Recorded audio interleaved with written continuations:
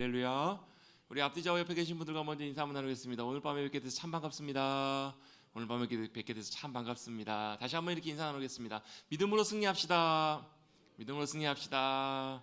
아멘. 참으로 진리와 믿음 가운데 주님 잘 따라감으로 승리하는 삶을 살아야 되는 그런 시대를 우리가 살아가고 있습니다. 참으로 혼란스럽고 갈수록 사실 앞날이 더 이렇게 희망적이고 또 긍정적인 것보다는 오히려 모든 것들이 좀 더 좋지 못하고 암울하고 또 부정적으로 많이 이렇게 예측되는 그런 시대와 상황들을 살아가고 있습니다. 아마 이제 우리 살던 시대 10년, 20년, 30년 뭐 저 같은 경우에는 모르겠습니다. 은혜 가운데 살면 얼마까지 살지 모르겠지만 그래도 아직 뭐 조금 더 살 날이 있을 것 같은데요. 그때까지는 모르겠지만 우리 다음 세대 자녀들이 살아가야 될 세상, 또 그 이후의 세상이 과연 어떤 세상, 어떤 상황들이 될지, 또 그 안에 주님이 어떻게 하실지, 주님이 오실지 우리는 알지 못하는 그런 불확실함과 그런 상황 속에서 살아가고 있습니다. 그런 상황 속에서 우리가 해야 될 가장 중요한 것이 무엇일까? 여러분, 사람들은요 항상 뭐에 대한 관심이냐면 미래와 앞날에 대해서 관심이 있습니다. 그래서 제가 보니까요, 그건 뭐 공통적으로 누구에게나 다 그런 관심들이 다 있는 것 같아요. 뭐 아주 높은 사람, 뭐 높은 권력과 지위가 있는 사람, 뭐 우리나라에서 돈이 제일 많은 사람, 누구나 예외가 없이 다 뭐에 관심이냐면 앞날에 관심들이 많은 것 같아요. 그래서 제가 예전에 아주 오래전에 10여 년 전에 어떤 목사님이 이렇게 강의를 듣다가 그 목사님이 우리나라에 굉장히 사실 좋지 않는 부정적인 우리 공격, 영적인 그 방해, 공격들이 여러 가지가 있지만 그 중에 대표적인 것이 음란과 사술이다. 이런 얘기를 하셨던 게 제가 기억이 나더라고요. 음란은 뭐냐면 사실 성적인 문란함이잖아요. 음란한 것들. 근데 그게 왜 우리의 문제인가? 여러분 제 뭐 기억으로 한 20년, 30년 전만 해도 그래도 여러분 이 정도까지 심하진 않았던 것 같은데요. 지금은 여러분 어때요? 우리나라 온통 어때요? 뭐 이제 그런 것들이 자연스러워져 버린 그런 시대를 살아가. 성적인 문란함이나 음란함들이 성적으로 너무 자연스러워서요. 뭐 부부간에 결혼을 해도 뭐 이제 부정적인 어떤 부정직한 그런 행동들을 하는 거, 이런 것들이 굉장히 뭐 이렇게 뭐 주변에서 금방 쉽게 찾아볼 수 있을 만큼 보편적인. 그게 이제 뭐가 문제냐면 이제 이걸 말씀드리려고 하는 것입니다. 그걸 떠나 가지고 뭐 이 시대가 이런 것들을 통해서 결론이 뭐냐면 가정이 깨진다는 거예요. 가정이 깨지고 온전한 사람과 사람, 특별히 하나님께서 만드신 부부 관계가 깨지고, 이렇게 되면 뭐가 생기냐면, 이렇게 되면 뭐가 되냐면 교회가 아무리 온전하게 세워져도요, 가정이 깨어지면 절대로 그 나라와 그 시대가 온전하게 믿음 위에 세워질 수는 없어요. 왜냐하면 하나님은 항상 어때요? 교회와 가정을 거의 같은, 제일 먼저 하나님께서 만드신 하나님의 영적인 그 조직 관계 기관이 뭐냐면 가정이잖아요. 그걸 통해서 뭘요? 하나님의 사랑을 알고 그걸 통해서 하나님의 놀라운 기쁨과 은혜를 누리고 온전하게 세워지는 그런 하나님 나라를 이 시대 가운데 만들라고, 땅 가운데 만들라고 하나님이 세우신 것이 가정이거든요. 근데 이 사단은 어떻게 해요? 가정만 딱 깨트리면 시대 무너뜨리는 건 아주 쉬워요. 그냥 손 안 대고 코 푸는 격이에요. 그걸 위해서 뭘요? 시대와 상황들을 어떻게 한다는 거예요? 자꾸 정체성들, 기준들. 옛날만 해도 어때요? 옛날엔 굉장히 우리나라도 유교적인 그런 사고들이 굉장히 강했잖아요. 그래서 뭐 겉으로는, 속으로는 몰라도 겉으로는 어때요? 굉장히 그래도 점잖은 척, 또 고상한 척 이렇게들 많이 했었잖아요. 근데 어때? 지금은 아예 그런 게 없어요. 아주 자유로워요. 아주 자유롭다 보니까 어때요? 그런 기준들이 싹 무너져 버리고 어떻게 해요? 내 하고 싶은 대로, 내가 끌리는 대로, 내 마음대로. 그렇게 되면 어때요? 기준이 무너져 버리는 거예요. 그럼 예전에 기본적으로 그래도 갖고 있었던 어떤 가정에 대한 기준, 또 배우자 상대방에 대한 기준, 이런 것들 어때요? 싸그리 무너져 버려요. 어때요? 지금 말도 안 되는 막 그런 일들, 말도 안 되는 그런 상황들이 너무너무 많이 일어나고 있는 시대를 살아가요. 그 핵심이 뭔가? 가정과 관계가 다 깨어져 버리는, 무너져 버리는 시대. 그런 시대를 사탄이 그렇게 역사하고 있는 거. 또 한 가지는 사술이 뭐냐면 쉽게 말하면 이런 거예요. 점치는 거, 무당, 이게 그 있잖아요. 뭐라 사자, 무슨 사자인가요? 저는 그 사자가 아무튼 나쁜 거, 그런 거 있잖아요. 그런 거 뭐 이렇게 옛날로 치면은 무슨 뭐 이렇게 그런 게 있잖아요. 이런 거 뭐 점치고 구태갖고 막 뭐 부적 붙이고 해가지고 무슨 뭐 이렇게 하는 그런 거들 있잖아요. 이게 보면 교묘하게 다 들어와 있어요. 젊은 사람들은 요즘 뭐예요? 요즘 뭐 타로점이라고 들어보셨죠? 뭐 카드 가지고 이렇게 점치는 거, 그걸 치니까 그냥 호기심으로 봐요. 근데 여러분 그런 것들이 잔잔하게 묻어들어가요. 생각 속에, 사고 속에. 왜요? 우린 다 앞날이 궁금하잖아요. 앞이 어떻게 될지. 기업하는 사람들은 어때요? 사업이 어떻게 잘 될지, 어떻게 해야 될지, 뭘 해야 될지. 정치하는 사람들은 어때요? 여러분 최고의 학부 공부하고 최고로 똑똑한 사람들이 어떻게 해요? 무당들 앞에 가가지고 어떻게 해요? 이번 선거 어떻게 되겠냐고. 이번에 어떻게 해야 되냐고 물어요. 왜 그럴까요? 아무리 똑똑해도 앞날을 모르는 거예요. 내일 일을 모르기 때문에 그것에 대한 관심이 굉장히 많아요. 그래서 어떻게 무당에 가서 물어보고 점치고 어때요? 사주팔자 보고 이런다고요. 그래서 어때 3월까지는 뭐 어디 동쪽으로 가면 안 되고 여름 되면 뭐 어떤 일이 있을 거고 이런 것들에 대한 관심이 다 뭐에 대한 관심이 앞날에 대한 미래에 대한 관심이잖아요. 그렇죠? 이게 여러분 뭐 없는 우리나라도 지금 다 거기에 덮고 있고요. 과거처럼 막 그렇게 막 그러진 않지만 교묘하게 들어와 가지고 생각 속에 마음 속에 다 들어와 있다라는 거. 그게 뭐라고요? 성경적으로 보면 그게 우상 숭배예요. 그게 성경적으로 말하면 뭐예요? 그게 하나님이 아주 싫어하시는 아주 극도록 미워하시는 악한 것들이라는 거예요. 근데 우리는 자연스럽게 거기에 배어져 가요. 특별히 젊은 세대 가운데서 그런 게 굉장히 많아요. 특별히 뭐예요? 막 신령한 것들, 막 영적인 것들 구한다고 하면서 그런 것들 많이 따르게 되는데요. 그런 것들을 우리가 잘 분별하고 끊어낼 필요가 있습니다. 그럼 우리 그리스도인들 어떻게 하면 되는가? 내일 일은 찬송을 많이 하신 분들은 내일 일은 난 몰라요. 그러시죠. 내일 일은요 누구요? 주님께 맡기는 거예요. 내일 일을 우리가 궁금해하는 것이 아니라 내일 이렇게 될까 저렇게 될까 막 걱정이 되고 염려가 되고 어떻게 해야 되나 고민할 것 그걸 하는 게 아니라 내일 일은 뭐 하는 거라고요? 주님께 맡기는 거라고요. 우리는 어떻게 살아요? 오늘 감사하면서 사는 거예요. 내일 무슨 일이 일어날지 어떻게 될지는 주님이 아세요. 또 주님이 어떻게 해요? 때때로 어려운 일을 만날 때도 선하게 인도하실 것을 신뢰하고 주님께 내 시간과 내 삶을 맡기고 오늘 우리에게 주어진 하루에 감사하고 찬송하고 그 주님을 믿음으로 따라가는 삶, 그 삶이 바로 뭐라고? 그게 믿음의 삶이라고요. 그래서 여러분 우리의 삶은 현재를 살아가는, 여러분 과거가 있어요 없어요? 과거라고 현재라고 말하는 순간 금방 지나가 버리잖아요.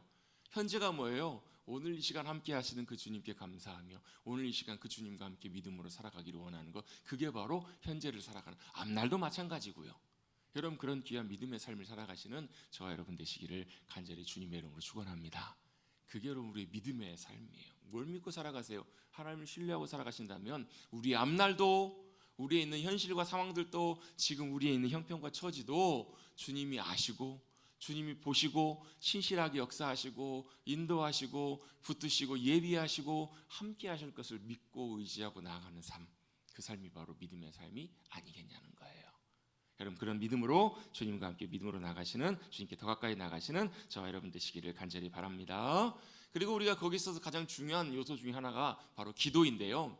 기도를 우리 지난 시간부터 우리 함께 수요일 예배 시간을 통해서 몇 주간 우리 창세기 강해를 하다가 창세기 일단 야곱까지의 그 시간들을 멈추고 요셉 시작하기 37장을 앞두고 기도에 대한 시리즈를 우리 몇 주간 뭐 모르겠습니다. 길면 한 두세 달 정도 될 것 같고요. 이렇게 쭉 한번 좀 잠깐 좀 살펴보는데 제가 제목을 어떻게 할까 고민하다가 기도 체크라고 했습니다. 기도 체크. 체크가 뭐예요?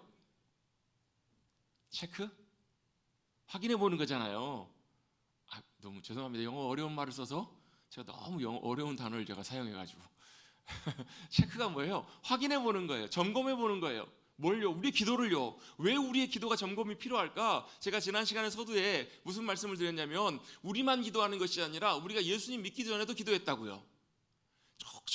오래전부터 하나님을 알지 못하는 사람들도 늘 기도해 왔어요. 아침부터 어때요? 어머님들 어때요? 새벽부터 깨가지고 막 정화수 떠놓고 기도하시고요. 안 믿는 사람들도 참 기도해요. 아주 열심과 정성을 다해서 기도해요. 근데 그렇게 기도하고 살다가 교회를 나오기 시작했어요. 예수님 믿고 예수님을 믿게 되고 교회에서 기도하는데 문제는 뭐냐면 우리의 기도가 늘 기도해 오면서 과연 그 기도가 정확한 기도인가, 성경적인 기도인가, 주님이 기뻐하신 기도인가, 아니면 우리의 기도가 그냥 이름만 예수님으로 바꾸고 이름만 하나님 아버지로 바꾸고 여전히 똑같은 세상의 기도와 똑같은 기도를 하고 있는가, 그걸 확인해 볼 필요가 있다라는 거예요. 왜? 별 생각 없이 기도하거든요. 별 생각 없이 우리 그렇게 하거든요. 열심히 기도하면 들어주시겠지. 내가 이렇게 열심히 기도하고 있는데 정성을 다해서 기도하면 어때요? 지성이면 감천이겠지. 그렇잖아요. 우리 열심히 기도하면 하늘이 응답하시겠지. 이렇게 막연하고 모호하게 세상 사람들이 하는 기도와 똑같은 방식으로 기도하는 우리의 기도의 모습들이 참 많다라는 거예요. 여러분 세계에서 제일 열심히 기도하는, 뭐 지금은 좀 달라진 것 같긴 한데요, 과거에 한 1, 20년 전만 해도 세계에서 가장 열심히 하는 나라, 기도 열심히 하는 나라 어느 나라예요? 한국이에요. 한국교회. 한국교회처럼 기도 열심히 하는 교회가 없었어요.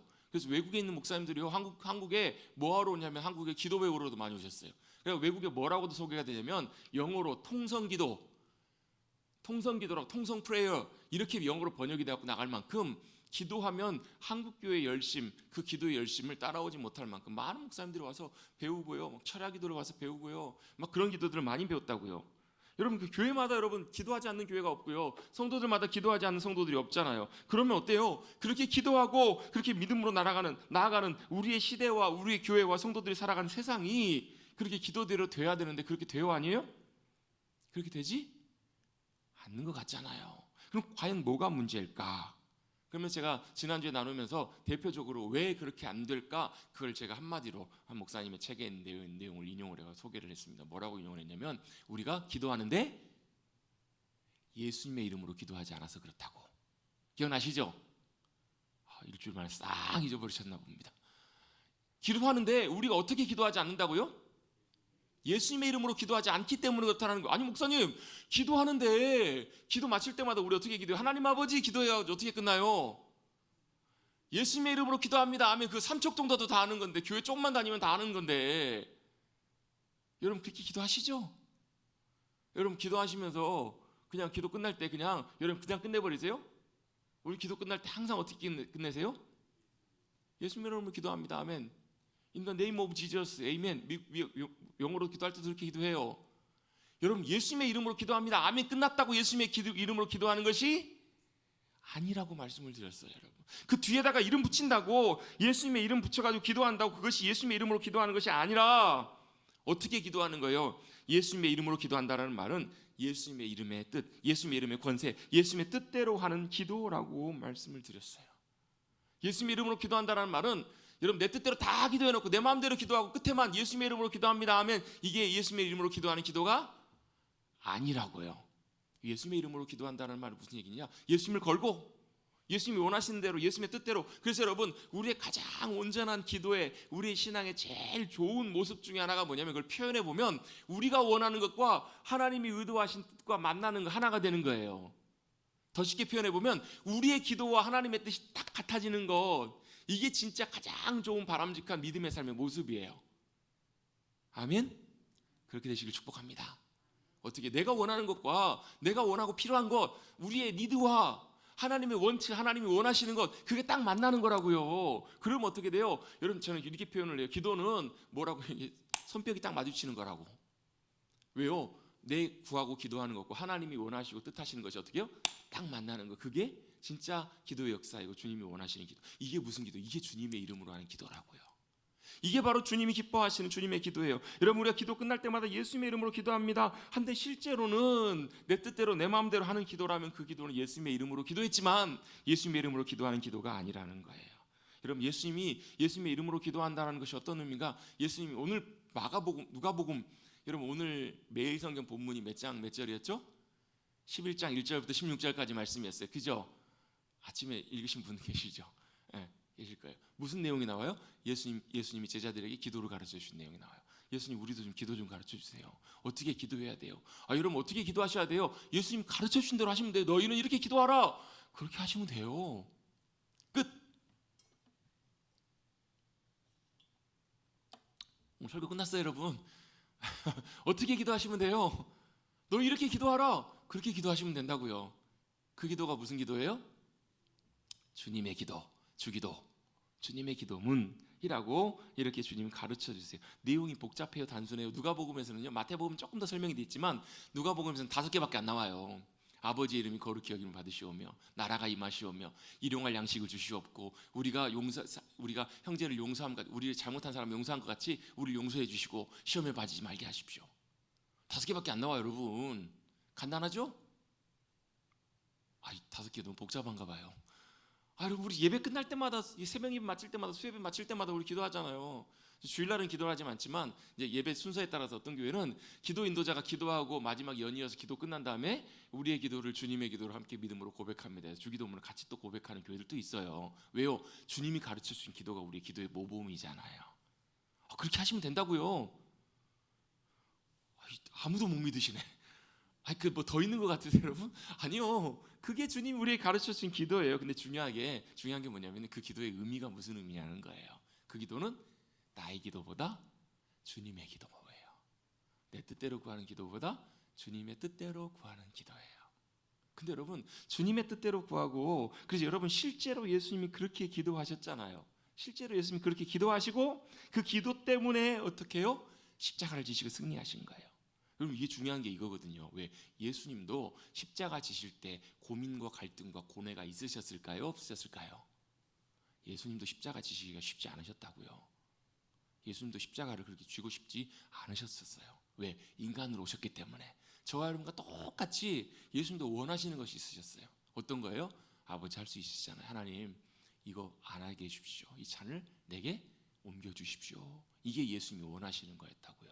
이게 예수님의 바람이셨어요. 근데 예수님의 기도는 뭐가 달라요? 여기서 끝난 것이 아니라 그런데 나의 원대로 내 뜻대로 마시옵고 아버지의 뜻대로 되기를 원합니다 라고 기도하세요. 이게 주님의 기도였어요.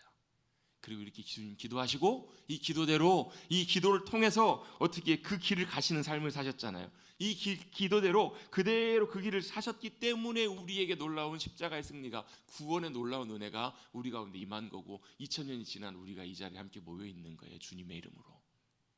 2000년이 지난 우리가 어떻게 해요? 하나님의 사랑을 힘입어서 이 땅에 살다가 주님 부르시면 할렐루야 하면서 아멘 하면서 영원한 천국에 믿음으로 들어갈 수 있는 길이 열린 거예요. 제가 오늘 아까 메일을 하나 받았는데 외국에 계시는 장로님이세요. 참 훌륭한 귀한 장로님이신데 그분이 신장암으로 투병하고 계셨다는 소식을 제가 들었어요. 이제 미국에 계셨던 장로님이신데 굉장히 그러니까 미국 사회에서 유명하신 대단한 장로님이세요. 그분이 신장암을 투병하고 이제 많은 그 주변의 지인들과 성도들이 같이 계속 기도해 왔었는데 오늘 이제 한국 시간으로 오늘이죠. 어제 미국 시간으로 이제 10일 11일이니까 이제 하루 전쯤에 돌아가셨나 봐요. 그러면서 편지 내용에다 이렇게 썼어요. 사랑하는 우리 장로님께서 주님의 부르심을 받으셨다고. 이제는 육신의 눈을 감으시고 영원한 하나님 천국의 기쁨과 즐거움 가운데 안식하고 계심을 믿는다고. 그럼 그런 은혜가 그런 복이 여러분 어떻게 해요? 예수님이 십자가를 지심으로 우리에게 주어지신 놀라운 은혜이고 복이잖아요. 만약에 예수님께서 그때 그렇게 기도하지 않으셨으면 어떻게 됐을까? 예수님이 십자가를 지시는 것보다 십자가를 마다하셨으면 어떻게 되셨을까? 물론 여러분 어떤 방법으로든지 하나님께서는 그 길들을 이루셨겠지만 예수님의 기도 안에 담겨있는 내용이 그거라는 거예요.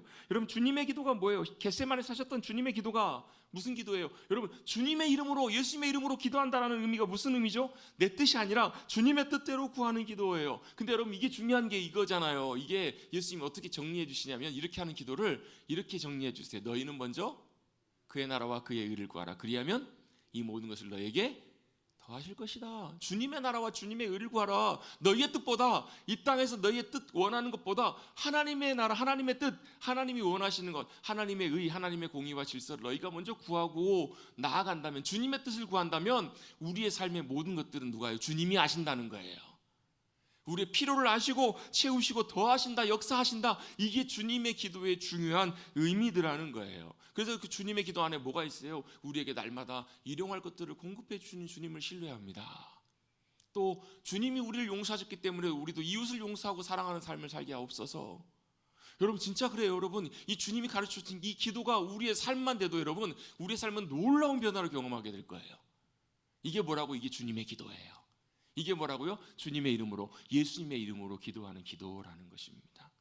그래서 여러분 우리의 기도는 뭐가요? 예수님의 이름으로 기도해야 돼요. 왜? 예수님의 이름으로 기도하지 않았기 때문에 그렇게 기도 많이 하면서도 여러분 우리의 시대와 상황들이 변하지 않았던 거예요. 여러분 예수님의 이름으로 기도하십시다. 아멘. 여러분 예수님의 이름으로 기도합니다. 아멘 할 때마다 한번 점검해보고 돌아보는 거예요. 주님, 내가 예수님의 이름으로 기도합니다. 아멘 했지만 내가 내 뜻대로 내 기도를 하고 있었는지 아니면 주님의 뜻대로 주님의 이름으로 주님의 뜻을 구하며 기도하고 있었는지 여러분 우리가 잘 돌아보시고 주님이 기뻐하시는 귀한 기도의 자리에 나가시는 우리 모두가 되시기를 간절히 바랍니다. 왜요? 여러분 기도는요 단순히 열심히 많이 하는 것만 기도가 중요한 것이 아니기 때문에 그래요. 안 믿는 사람들이 기도 더 열심히 합니다. 안 믿는 사람들이 얼마나 열심히 하는지 몰라요. 또 여러분 다른 종교 가보시면요 기도할 때 뭐가 좀 있어 보여요. 가보면 다른 종교를 가보시면 막 할 때 보면요 막 특별히 언제 제일 그걸 아냐면 장례식장 가보면 알아요. 장례식장이나 장례 화장장 이런 데 가보면 종교들이 다 모이잖아요. 뭐 기독교도 모이고 천주교도 오고 뭐 불교도 오고 뭐 원불교도 오고 다 와요. 뭐가 제일 있어 보이는 줄 아세요? 불교나 천주교 되게 있어 보여요. 예, 이제 지금은 좀 덜 그렇지만 저도 목사지만 예전에는 장례식 갈 때 이제 가운을 일부러 입고 가기도 했었어요. 이제 좀 있어 보이잖아요. 어때요? 가보면 어때요? 천주교 가보면요, 성도들이 다 와가지고 거기서 이제 기도문을 외워요. 기도문을 외우고 찬송 고백을 하고 이렇게 하는데 되게 한번 쭉 하면 뭔가 되게 있어 보입니다. 기도문도 그렇고요. 스님이 와가지고요, 막 주문 외우듯이 기도문을 해요. 그럼 막 뭔가 지금 이렇게 되고 있구나. 그 내용을 알든 모르든 뭔가 지금 뭔가 특별한 뭔가 종교적인 뭔가가 이루어지고 있구나. 그럼 뭔가 티가 난다고, 티가. 그래요. 뭔가 좀 있어 보여요. 주문을 하고 뭐 이렇게 하면 뭐가 더 있어 보이고 신령해 보이고 그러지만 죄송한 말이지만요, 그건 여러분 그런 모습들은 우리의 기도와 사실 상관이 없어요. 우리의 기도는 뭔가 종교적으로 뭔가 있어 보이고 이런 거 뭔가 더 화려하고 뭐 이렇다고 여러분 우리의 기도가 더 훌륭하고 탁월하고 좋은 기도가 전혀 그렇지가 않아요. 왜요? 우리 지난주에 본문에 마태복음 6장 본문에 뭐라고 주님 말씀하시냐면 너희는 사람에게 보이려고 기도하지 마라. 우리는 기도를 누구에게 한다고요? 아버지 하나님께 기도하는 것이다. 그래서 여러분 우리가 참 조심해야 될 것이, 여러분 우리가 기도하면서도요, 어때요? 어떻게 기도해요? 어떤 화려한 표현이나 화려한 유려한 말, 감동이 주는 표현들, 그런 것들이 여러분 우리 들으면 어때요? 기도가 참 좋다, 기도 참 잘한다 이렇게 생각하는데요, 과연 하나님께서 보실 때는 과연 어떨까? 죄송한 말씀이지만요, 제가 개인적으로 볼 때는 오히려 그런 기도가 하나님이 더 보시기에 기뻐하시는 기도가 아닌 경우들이 많아요. 왜? 우리 기도는요, 많은 사람 앞에서 기도하지만, 어떤 교회는 기도 인도자가 어떻게 기도하냐면요, 앞을 보고 회중을 보면서 기도하는 것이 아니라 뒤를 보고 기도해요. 일어서서. 왜요? 우리 기도는 사람에게 하는 것이 아니라 우리의 기도를 들으시는 하나님 아버지께 하는 것이기 때문에. 여러분 제 말이 맞나요? 틀리나요? 맞으면 아멘 해보십시오. 아멘? 맞죠?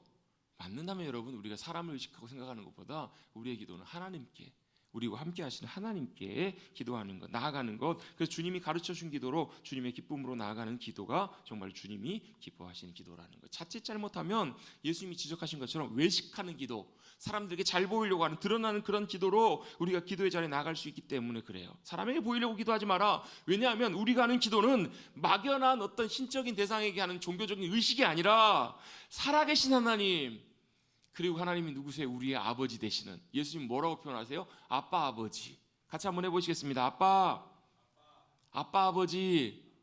아바 아버지라는 표현이, 아바라는 말이 보통 아빠라는 단어를 부르는 호칭, 친근한 그런 호칭이거든요. 하나님이 우리의 뭐가 되신다고요? 아빠 아버지가 되신다고요. 우리 한국 교인들한테는요, 아빠라 그러면 아빠 아버지라고, 아빠 하나님이라고 그러시면 되게 불편해하세요. 왜? 불경스러워 보여요. 아니 어떻게 하나님 그 위대하신 분을 아빠라고 부르나 싶은데, 이건 친밀함의 문제예요. 친밀함. 하나님이 우리의 뭐가 되신다고요? 아빠라고요. 아빠. 그래서 기도는 누구에게 하는 거라고? 우리 아빠에게 하는 거라고요. 아빠에게, 아빠와의 교제이고 만남이고 대화이고, 이게 기도라고요. 그래서 여러분 우리의 기도는 사람에게 하는 기도가 아니에요. 사람에게 하는 기도는 자칫 뭐가 되냐면요, 간절함으로 중언부언하는 기도가. 중언부언한다는 말을 그냥 의미 없이 막 이렇게 한다는 의미도 있지만 계속해서 반복해서 하는 거예요. 여러분 물론 기도도 반복해서 해야 될 때도 있습니다. 근데 이 중언부언하는 이 반복하는 기도는 뭐냐면요, 우리의 기도를 들어줄 때까지 하는 기도라는 거. 이게 왜 문제냐면요, 의미 없이 반복해서 하는 기도일 수 있기 때문에 그래요. 우리의 기도는요, 분명한 선명한 인식이 있어야 돼요. 무슨 인식이요? 믿음의 인식이 있어야 돼요. 무슨 인식이요? 내 기도를 들으시는 우리의 아버지, 아빠 아버지께 지금 기도한다, 이런 분명한 믿음의 의식이 있지 않으면, 이런 분명한 깨어있는 생각들이 없으면 우리의 기도는 다른 종교적인 기도와 똑같아요. 그걸 예수님이 무슨 기도라고? 중언부언하는 기도라고요. 여러분 타 종교들 보세요. 다 주문이 있어요. 그래 어때요? 주문을 자꾸 외워요. 정성을 다하는 거예요. 여러분 옆에 성당만 가봐도요, 막 기도 가지고, 이런 묵주 아시죠? 묵주가 왜 묵주를 해요? 이거 계속해서 반복해서 기도 횟수를 채우는 거예요. 이렇게 해서 100번 하고 1000번 하면 주님이 더 들으실 것처럼. 그렇지 않아요. 우리의 기도는요, 믿음의 기도여야 돼요. 왜? 우리의 기도를 들으시는 하나님이 우리 아빠 아버지시기 때문에 그래요. 여러분 아빠한테 나가는데 아이가 와가지고, 아빠 연필 사야 돼요. 알았어. 연필 사야 돼요. 알았어. 연필 사야 돼요. 연필 사야 돼요. 연필 사야 돼요. 연필 사야 돼요. 연필 사야 돼요. 이러면 제가 어떻게 할까요? 조용해. 발로 뻥 차버릴 거예요. 왜? 알았다고, 들었다고. 여러분 우리 기도가 자칫 잘못해서 이렇게 될 수 있다고. 연필 사야 돼요. 연필 사야 돼요. 연필 사야 돼요. 연필 사야 돼요. 이게 뭐가 문제예요? 반복하는 것도 문제지만요, 믿음으로 기도하지 않으면 이런 기도가 된다는 거예요. 아빠가 알았어, 들었어, 이걸 믿는 것. 왜? 우리의 기도는 우리 아빠 아버지께 하는 기도이기 때문에 그래요. 할렐루야. 여러분 우리의 기도를 들으시는 아빠 아버지 앞에 믿음으로 나가실 수 있는 저와 여러분 되시기를 주님의 이름으로 축원합니다. 그래서 여러분 기도에서 뭐가 가장 중요한가? 오늘 본문 말씀하고 연관된 말씀인데요. 두 번째로 우리가 지난주에는 왜 기도하는가? 누구에게 기도하는가? 누구에게 기도한다고? 우리의 아버지, 아빠 아버지에게 기도한다고요. 근데 우리에게 무엇으로 기도하는 거? 무엇으로 기도하냐면 같이 한번 고백해 보겠습니다. 기도는 무엇으로 기도하냐면요. 믿음으로. 같이 한번 고백하겠습니다. 믿음으로 기도한다라는 거예요. 기도에 있어서 제일 중요한 열쇠, 제일 중요한 키, 기도에 있어서 제일 필요한 게 바로 뭐냐면 믿음이라는 거예요. 믿음이 뭐예요? 우리의 기도를 들으시는 분이 나의 아빠이심을 믿고 신뢰하며 나가는 거예요. 그래서 제가 지난주에 말씀 말미에 무슨 말씀 나누는가? 우리의 아버지, 내 기도를 들으신 분이 아빠이시기 때문에 내가 들어도, 내가 구하여도 그대로 안 주심에도 불구하고 감사할 수 있다고요. 아니, 주셔야 감사하는 거 아닌가요?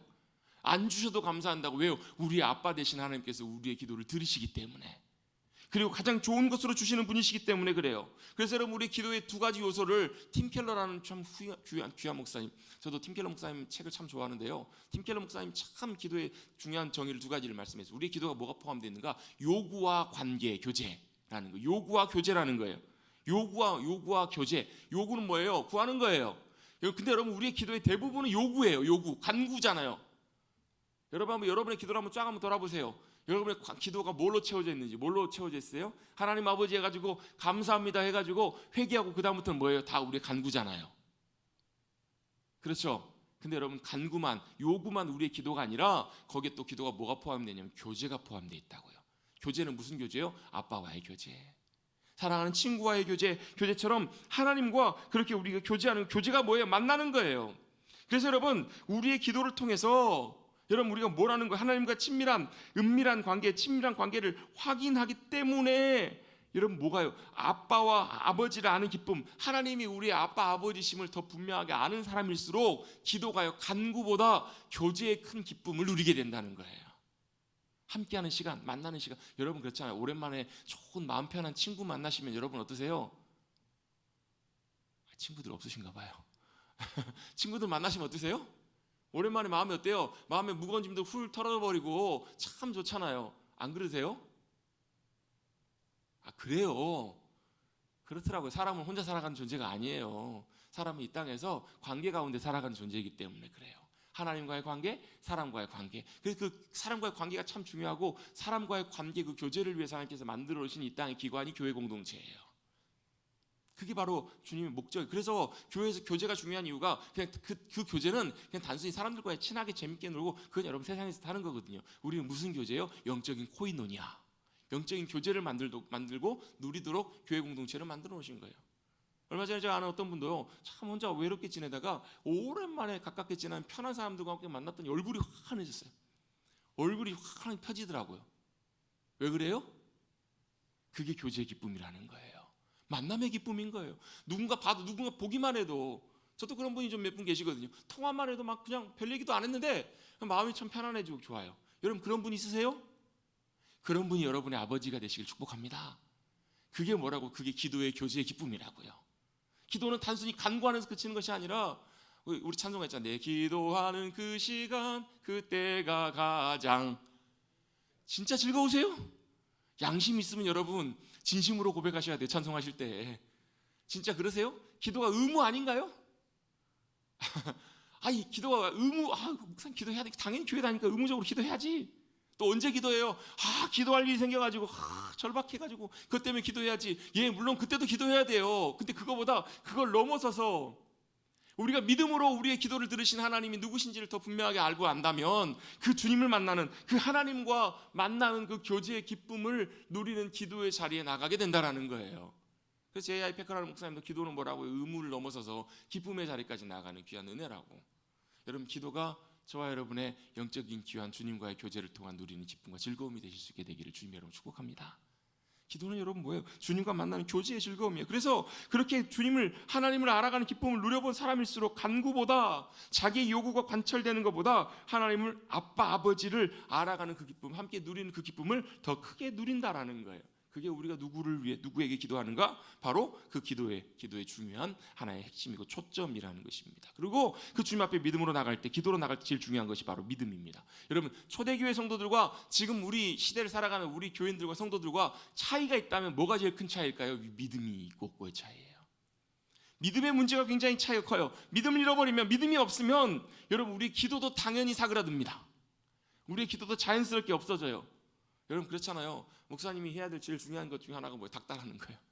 믿음으로 살아가도록 자꾸 푸시하고 막 이런 거예요. 근데 여러분, 아무리 그렇게 해도요, 중요한 것은요, 여러분, 우리가 믿음으로 온전하게 서게 되면 당연히 자연스럽게 누구에게 나가냐면요, 우리의 믿음의 대상이 되시는 주님께 믿음으로 나가게 돼요. 그 말은 무슨 얘기냐면, 제가 기도하십시오, 말씀 읽으십시오, 이렇게 여러분 아무리 안 외쳐도, 아무리 여러분 닥달 안 해도 하게 된다고요. 반대로 내가 안 하고 있다는 얘기는 사그라들고 없어지고 있다는 거예요. 기도하지만 아무런 능력도 감격도 역사도 경험하지 못하고 그냥 의무감으로 하는 기도, 필요로 하는 기도, 필요하기 때문에 하는 기도로 끝나버린다는 거예요. 여러분, 우리는 믿는 만큼 기도합니다. 믿으면 기도할 수 있습니다. 믿고 신뢰한다면 기도합니다. 그래서 많이 기도한다고 하면서도 바로 기도한다는 것을 알면서도 기도하지 않는 이유가 바로 믿지 못하기 때문에 그래요. 많이 기도해야 되는데 막 그런 부담감만 있어요. 기도해야 되는데 뭐 때문에 그래? 믿지 않기 때문에 그래요. 보통 일반적인 모든 종교들의 기도는 자기 뜻을 이루고 싶은데 뭐가 부족해요? 힘과 능력이 내 뜻대로 안 되기 때문에 어떤 특별한 신적인 능력을 공급받아서 자기가 원하는 것을 이루고 싶은데 수단이 없으니까, 방법이 안 되니까 신의 힘을 빌리기 위해서 기도합니다. 그래서 그것들을 이루어보려고 기도합니다. 그런데 그리스도인들의 기도는 좀 달라요. 왜냐하면 주님이 그렇게 가르쳐 주지 않으셨기 때문에 그래요.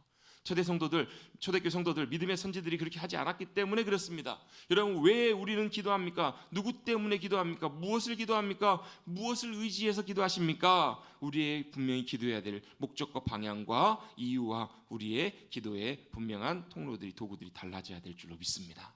주님의 기도를 잘 배우고 초대교회 성도들, 믿음의 성도들을 통해서 우리는 잘 배워야 돼요. 중요한 것 한 가지가 이건 것 같아요. 초대교회 성도들, 제자들이 처음부터 잘했나? 그것은 아니라는 거예요. 여러분, 제자들이 기도 열심히 잘했죠? 여러분, 제자들도 늘 예수님처럼 밤이 맞도록 기도하고 쉬지 않고 기도하고 늘 항상 기도에 잘해서 기도했잖아요. 그랬나요? 성경 읽어보시면 어때요? 어떻게 했죠? 예수님이 기도해야 한다, 이놈들아 기도하자, 기도함으로 깨어있으라 데리고 가면 맨날 제자들 뭐하고 있어요? 자고 있어요. 졸고 있어요. 예수님 십자가 지셔야 되는데 그날 밤에도, 그 중요한 순간에도 제자들은 뭐하고 있었죠? 죄송합니다, 주무시고 계셨습니다. 마음은 온이지만 육신이 약하다. 그건 사실은 이제 뭐 현실이기도 하지만 제자들도 그랬다고요. 기도해야 한다는 걸 알지만 기도하기 참 쉽지. 그들도 여전히 우리처럼 연약했고 무기력했어요. 별로 나아 보일 것 없는 평범한 사람들이었어요. 그런데 그들이 좀 달라지게 됐던 결정적인 이유가 뭐죠? 그들이 부활하신 주님을 만나요. 그리고 살아계신 하나님, 그분을 성령님의 역사하심을 통해서 하나님을 온전하게 신뢰하는 자리 가운데 나가게 돼요. 그래서 믿음으로 주님 앞에 나가고, 믿음으로 어떻게 해요? 주님께 붙들려 살아가기 시작할 때 그들의 삶이 완전히 달라지잖아요. 믿음으로 그 주님 앞에 믿음으로 나가고, 그렇게 주님 앞에 붙들리게 되었을 때 자신의 수준과 능력대로가 아니라 주님의 수준과 능력대로 쓰임받는 것을 우리가 보았잖아요, 사도행전에서. 그렇죠. 베드로와 요한이 못 걷는 사람을 향해서 뭘로 선포해요? 믿음으로 선포하잖아요. 우리 가진 것 없다. 그 말은 뭐예요? 내 능력이 아니라는 거예요. 근데 뭘로요? 예수님의 이름의 능력으로, 권세로 일어나 걸으라 선포해요. 뭘 의지하는 거예요? 주님의 능력을 의지하는 거예요. 그게 어디서 가능했을까요? 그게 바로 뭐라고요? 그게 믿음이었다고요. 나와 함께 하신 하나님, 또 그분의 능력, 그분의 역사하심, 그분의 뜻을 선포하였을 때 자신의 능력이 아니라 주님의 능력과 권세를 믿음 안에서 놀랍게 경험하게 된 거예요. 사도 바울도 똑같잖아요. 사도 바울도 놀라운 기적과 이사를 나타내니까 사람들이 어떻게 해요? 이야, 신이 현현했다. 제우스와 헤르메스가 우리 가운데 임했다. 어떻게 바울이 뭐라고 해요? 우리가 한 게 아니다.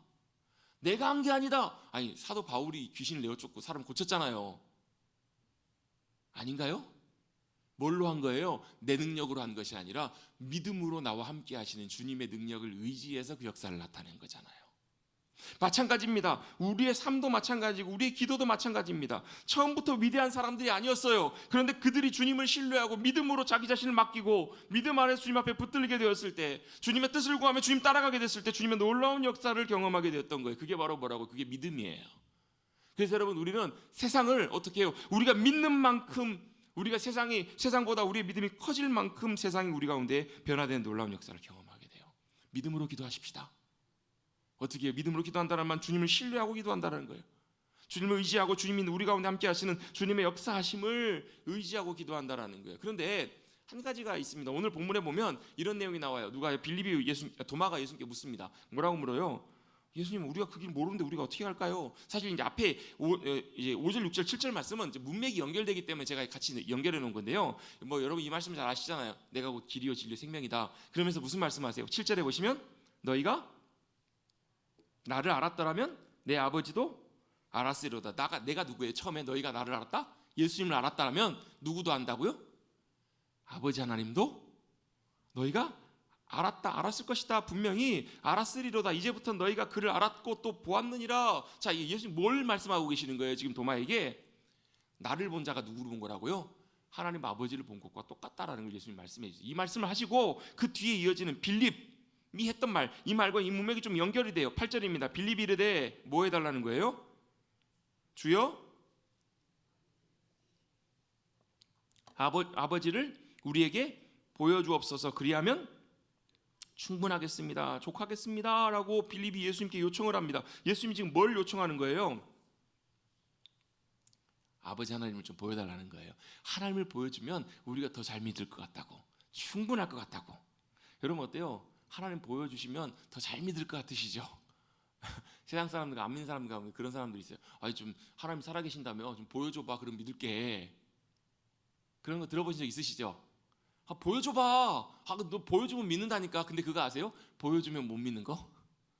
예수님이 이 땅에 오셔가지고요, 놀라운 하나님 나라의 기적과 역사하심들을 많이 나타내셨어요. 그죠? 사람들이 뭐라고 그래요? 자꾸 기적을 구해요. 자꾸 아버지 하나님을 보여달래요. 예수님 뭐라고 그러세요? 야, 보여주면 믿을 것 같냐? 나를 보고도 못 믿으면 내 기적을 보여줘도 못 믿는다는 거예요. 여러분, 우리가 그렇게 생각할 수 있잖아요. 우리가 하나님을 보시고 하나님 우리 눈에 보이면 더 잘 믿을 것 같은데요, 그게 그렇지가 않아요. 안 믿을 사람들은요, 하나님이 직접 나타나시고 기적 가운데 역사하셔도 안 믿을 사람들은 안 믿어요. 왜요? 중요한 것은 이것이에요. 뭐냐면 믿음으로 따라갈 때, 믿음으로 바라볼 때만 영이신 하나님이 보이시기 때문에 그래요. 하나님은 보이지 않는 영이세요. 보이지 않는 분이세요. 그분 여러분 어때요? 우리 눈으로 보이면 확신할 수 있을까? 그렇지가 않아요. 성경의 원리는, 영적인 원리는 뭐냐면요, 우리 눈으로 책에 재밌는 얘기를 어떤 목사님 쓰셨어요. 이 목사님 쓰셨는데 뭐라고 하냐면, 부부가 같이 산다고 행복한가? 부부가 같이 살아도, 같이 있어도, 눈으로 보고 살아도 서로 관계가 냉랭하고 말 안 하고 살면 맨날 싸우고 어때요? 관계가? 그렇잖아요. 하나님이 여러분 어때요? 눈으로 보이시게 임하셔도 어때요? 관계가 여전히 믿음의 관계가 아니고 신뢰하지 못하면 하나님이 나타나셔도 저기 하나님이 맞아? 이런다고요. 뭐가요? 믿음으로만 주님을 볼 수 있기 때문에 그래요. 믿음으로 믿음에 이르게 하기 때문에 그렇다라는 거예요. 빌립이 예수님께 요청해, 하나님 좀 보여주십시오. 그걸 보여주면 속이 시원할까? 그렇지가 않아요. 믿음이 없으면 눈에 보여도 안 믿는 것, 그게 여러분 영적인 원리입니다. 그러면서 예수님 말씀하세요. 뭐라고 말씀하시는가? 빌립아, 내가 어떻게 오랫동안 너희와 함께 있을 때 내가 나를 알지 못하느냐? 나를 본 자는 아버지를 보았거늘 어찌하여 아버지를 보이라 하느냐? 예수님을 믿는 믿음 가운데 뭘 보는 거예요? 예수님과 함께 하시는 한 분이신 아버지 하나님을 볼 수 있게 되는 것, 그게 바로 믿음의 역사이기 때문에 그런 거예요. 믿음으로 예수님이 누구신지를 보았다면, 베드로의 그래서 고백이 중요해요. 예수님이 너희는 나를 누구라 하느냐? 예수님 누구라고 고백해요? 하나님의 아들이십니다. 그리고 하나님 보내신 구원자 그리스도이십니다 라고 믿음으로 고백해요. 하나님의 아들이시라는 말은 하나님이시라는 말과 똑같은 말이거든요. 하나님의 아들 예수 그리스도를 통해서 누굴요? 살아계신 하나님을 믿음의 눈으로 보는 거예요. 여러분, 그래서 믿음은요, 보고 안 보고의 문제가 아니라요, 인격적인 만남의 사건이에요. 믿음은 어떻게 해요? 눈으로 보인다고 믿는 것이 믿어지는 것이 아니라, 우리가 인격적으로 성령님의 역사하심 가운데 우리가 그 주님을 만날 때 그것이 일어나는 것이 바로 믿음의 놀라운 사건이에요. 그래서 믿음은 그분을 믿기로 결정하는 의지와 선택과 결단의 문제라는 거예요. 그래서 그 믿음이 있으면 오히려 그 믿음이 더 믿음으로 이르게 해요. 믿음으로 믿음의 자리까지 이르게 해요. 빌립아, 나를 본 자는 아버지를 본 자라는데, 본 자인데 어떻게 나를 보이라 하느냐? 그러면 10절에 말씀하십니다. 내가 아버지 안에 거하고 아버지는 내 안에 계신 것을 너희가 믿지 아니하느냐? 왜요? 예수님의 삶을 보시면 뭐가 보여요? 하나님 아버지가 보이시는 거예요. 왜? 늘 아버지 뜻대로 행하셨거든요. 예수님을 보면서 하나님을 보이신, 여러분 예수님이 이 땅에 오신 중요한 목적이 우리 구원하시고 오셨지만 더 중요한 목적이 하나 있어요. 눈에 보이시지 않는 하나님이 우리 가운데 보이시는 하나님으로 오시기 위해서.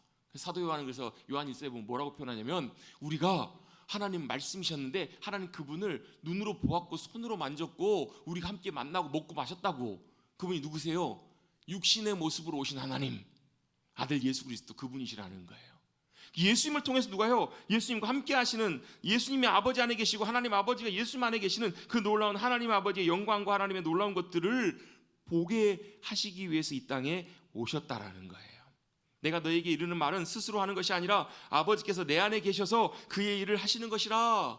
예수님과 아버지가 하나 하셨기 때문에 예수님을 통해서 누구를 보여주는 거예요? 믿음의 눈으로 하나님을 보게 하시기 위해서 주님이 이 땅에 오셨다라는 거예요.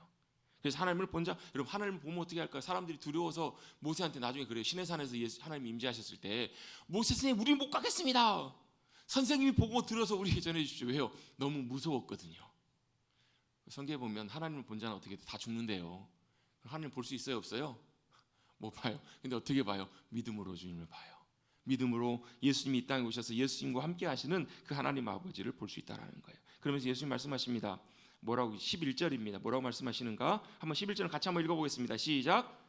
내가 아버지 안에 거하고 아버지께서 내 안에 계심을 믿으라. 그렇지 못하겠거든 나를 믿으라. 내가 아버지 안에 거하고 아버지가 내 안에 계심을 믿으라. 하나님 아버지를 보이라고 했지 않냐? 나를 통해서 뭘로 보라는 거? 하나님 아버지를 보라는 거예요. 그러면서 그것이 안 믿어진다면 행하시는 그 일을 말미암아 나를 믿으라라고 말씀하세요. 예수님이 무슨 일을 행하셨는데요? 하나님 나라의 일. 무슨 일을 행하셨어요? 하나님의 영광을 나타내는 그 일들을 행하셨다는 거예요. 하나님의 영광을 나타내는 귀한 하나님을 드러나시는 일을 예수님이 해오셨던 거예요. 그걸 보면서 믿으라는 거예요. 단순한 기적이 아니라, 단순한 놀라운 일이 아니라 예수님의 모든 삶의 모습을 통해서 누가 드러나시는 일을 하신 거예요? 하나님의 영광이 드러나시는 그 일을 예수님께서 하셨기 때문에 그걸 보면서 믿으라는 거예요. 영이신 하나님, 실제이신 하나님을 예수님을 통해서 보고 믿으라라고 말씀하세요. 그래서 우리가 예수님을 믿고 영접하는 사람들은 누구요? 하나님의 자녀가 되는, 또 하나님을 아버지로 모시고 살아가는, 하나님을 믿는 믿음 가운데 나아갈 수 있게 되는 거예요. 그리고 예수님이 이제 이어서 하시는 말씀이 오늘 그 기도의 말씀의 또 중요한 주제가 됩니다. 12절부터 말씀 보시면 12절, 13절, 14절 말씀이 뭐냐면, 너희가 나를 믿는 자는 내가 하는 일을 그도 할 것이요 또한 그보다 더 큰 일을 하리니 이는 내가 아버지께로 갑니다. 자, 예수님을 믿는 사람은 어떻다고요? 예수님 하신 일을 하는데요. 우와, 말이 돼요, 안 돼요? 말이 돼요, 안 돼요? 여러분 말이 안 되는 것 같은데요. 말이 돼요. 왜? 예수님을 믿고 따랐던 제자들이 그대로 했거든요. 아니 오히려 예수님이 하셨던 것보다 더 놀라운 일이 뭐예요? 온 세계 열방 가운데 그 복음과 하나님 나라의 놀라운 능력과 역사를 나타냈잖아요. 제자들이 가는데 예수님이 하셨던 기적들을 똑같이 해요. 손수건만 얹어도 병자들이 낫고요. 놀라운 그런 역사들과 기적들이 일어나요. 왜요? 예수님을 믿는 믿음으로 주님과 함께하며 예수님의 권세로 나아갔기 때문에 그렇더라는 거예요. 그러면서 주님이 그 말씀하신 다음에 13절입니다. 너희가 내 이름으로 무엇을 구하든지 내가 행하리니 이는 아버지로 하여금 아들로 말미암아 영광을 받으시게 하려 함이라. 누구의 이름으로요? 예수님의 이름으로, 내 이름으로 무엇인지 구하면 내가 행하실 거란 얘기예요. 이 말 바꿔보면 어떻게 돼요? 우리가 주님의 이름으로, 예수님의 이름으로 구하면 예수님이 행하신다고요. 역사하신다고요. 응하신다고요. 응답하신다고요. 어떤 분은 그런 분 계세요. 예수님 이름으로 기도했는데 안 들어주시던데. 그런 분들 실제로 종종 많아요. 내가 교회 나와서 예수 믿고 말씀 따라서 예수님의 이름으로 기도하면 들어주신다면서 열심히 기도했어요. 근데 어때요? 안 들어주시는데 하면서 교회 떠나신 분들도 종종 있어요, 여러분. 그런 분 보신 적 있으시죠? 내가 기도 열심히 했는데 안 들어주시던데? 그게 뭐예요? 예수님의 말씀이 틀렸나요? 그렇잖아요. 근데 그분들은 뭘 착각하고 있는 거냐면, 그 기도에, 자기가 구하는 기도에다가 뒤에다가 예수님의 이름 사인만 하면, 예수님의 이름만 붙이면 될 것으로 그분들은 생각하시는 거예요. 내 이름으로 구하면 하시겠다라는 말씀은 무슨 얘기냐면요, 주님의 이름으로 기도하는 그 기도 안에는 뭐가 있는 거예요? 주님의 뜻이 있고요, 주님의 영광이 있고요, 주님의 인도하심이 있어요. 여러분, 주님의 이름으로 기도하시고 주님의 뜻대로 걸어가셨던 주님의 길이 무슨 길이에요? 십자가의 길이잖아요. 십자가를 질 수 있냐는 거예요. 십자가를 위해서, 십자가 영광, 하나님의 영광을 위해서 사셨던 주님처럼 우리도 그 주님 따라가면, 그 주님의 길들을 걸어가면 주님이 반드시 들으시고 응답하시겠다. 이 말씀의 의미가 바로 이것이라는 거예요.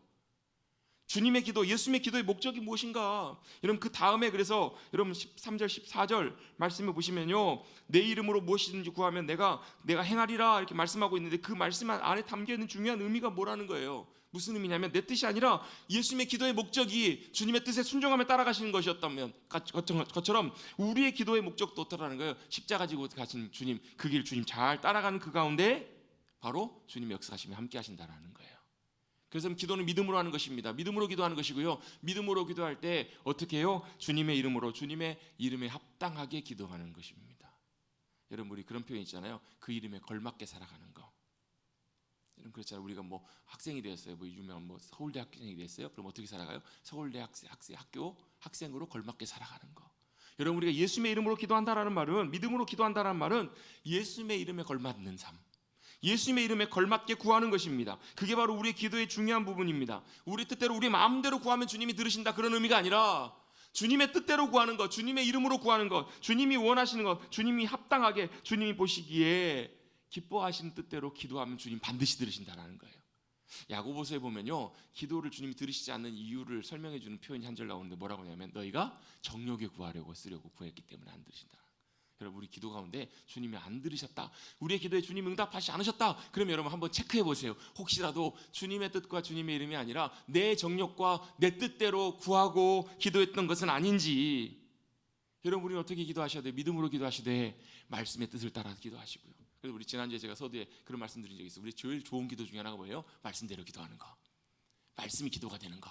그 기도가 참 좋은 기도예요. 왜? 말씀 가운데 주님의 뜻이 있기 때문에. 주님의 이름에 합당한, 주님의 이름으로 구했기 때문에, 구해서 여러분 주님의 뜻에 합당한, 주님께 맞춰진 아버지 하나님의 뜻과 인도하심을 따라서 예수님의 길을 따라가는 그 길로 따라가면서 주님 앞에 구하는, 그 주님의 뜻대로 구하시는 믿음의 기도를 드리시는 저와 여러분 되시기를 주님의 여러분 축복합니다. 주님의 이름에 합당한 걸맞는 간구 기도로 나아가는 것. 그래서 여러분 유명한 조지 밀러 목사님 아시죠? 뭐 5만 번 응답받은 조지 밀러 목사님, 그분은 이 예수님의 이름으로 기도하셨기 때문에 사람에게 한 번도 구하신 적이 없대요. 보육원의 아이들에게 우유가 필요한데 우유가 다 떨어졌는데 어떻게 하지? 사람에게 부탁하시지 않고요, 예수님의 이름으로 기도하셨대요. 그리고 어떻게요? 한 번도 예외 없이 그 다음날 아침에 우유 배달차가 보육원 앞에 도착해 있고, 이런 공급과 은혜를 경험했었던 이유는 뭐예요? 주님의 이름으로, 주님의 이름에 합당하게, 주님의 뜻에 합당하게 구하셨기 때문에 이런 일들을 경험했다라는 거예요. 여러분 주님의 이름에 합당하게 믿음으로 기도하며 나가시는 사랑하는 성도님들 되시기를 주님의 이름으로 축복합니다. 기도는 무엇으로 하는 거라고요? 믿음으로 하는 것이라고요. 어떻게 해요? 주님이 우리의 아버지가 되시고 예수님이 나의 구주가 되셔서 주님의 뜻대로 주님의 이름에 합당하게 믿음으로 기도하고 나가서 또 그렇게 걸맞게 살아가셔서 기도에 놀라운 은혜를 경험하시는 저와 여러분 우리 모두가 되시기를 간절히 주님의 이름으로 축원합니다. 축원합니다. 찬송